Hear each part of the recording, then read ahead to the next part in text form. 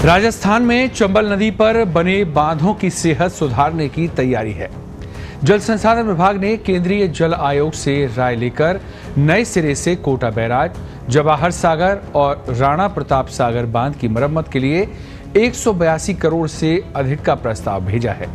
Kota barrage के गेटों पर ऐसा मेटल चढ़ाया जाएगा जिससे गेटों की उम्र 25 से 30 साल और बढ़ जाएगी। राणा प्रताप सागर और जवाहर सागर बांध के नए गेट लगाए जाएंगे। कोटा बैराज से निकलने वाली दाईं और बाईं मुख्य नहर से राजस्थान और मध्य प्रदेश की 5.5 लाख हेक्टेयर जमीन सिंचित होती है। गांधी सागर बांध मध्य प्रदेश की सीमा में आता है, इसलिए उसकी मरम्मत का काम मध्य प्रदेश शासन के अधीन होगा।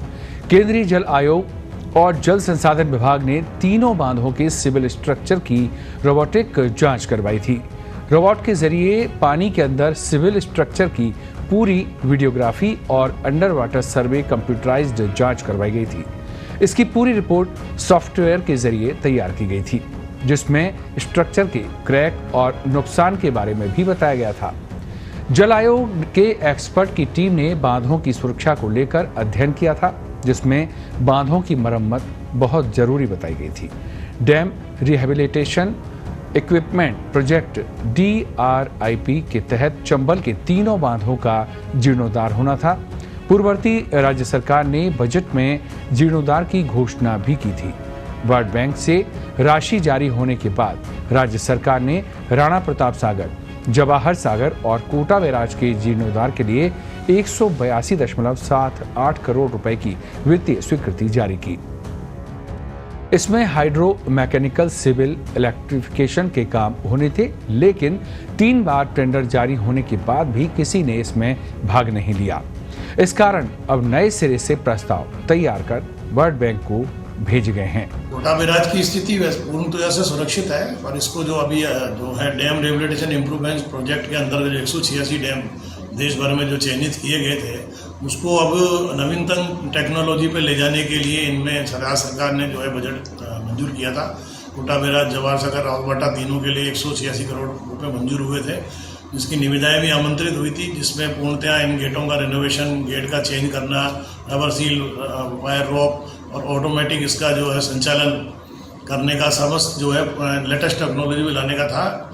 लेकिन ये निविदाएं जो है अभी जिसमें कोई भी संवेदक नहीं आया था, इसको अभी पुनः संवेदकों से और केंद्रीय जल आयोग के एक्सपर्ट से जो है राय लेते हुए कि भाई इसमें किस तरह के प्रावधान में परिवर्तन किया जाए जिससे कि संवेदकों की भागीदारी बढ़े।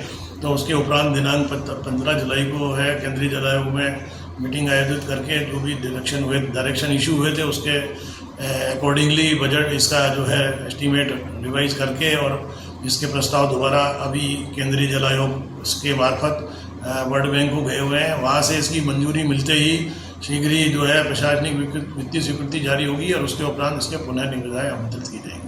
कोटा बैराज के 1980 से बंद पड़े स्लूज गेट बदले जाएंगे। इसके अलावा बैराज के सभी 19 गेटों की हालत ठीक है, लेकिन लीकेज हो रहा है। इन गेटों की पूरी मेट्रोलॉजी बदली जाएगी। इन गेटों पर मेटल चढ़ाया जाएगा, रबर सील बदली जाएगी, जिससे ये मजबूत हो जाएंगे। डैम की गैंट्री क्रेन को भी बदला जाएगा। कच्चे एरिया में मिट्टी की पिचिंग की जाएगी। पुलिया और रेलिंग की भी मरम्मत होगी।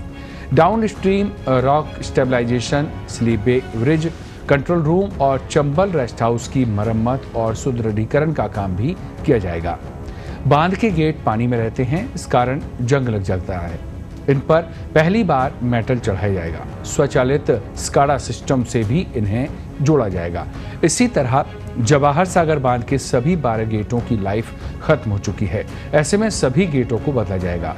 गैंट्री क्रेन नई लगाई जाएगी। डाउन स्ट्रीम में भी प्रोटेक्शन का काम होगा। कई बड़े गड्ढे बन गए हैं जिन्हें बंद किया जाना है ताकि बांध को कोई नुकसान न हो।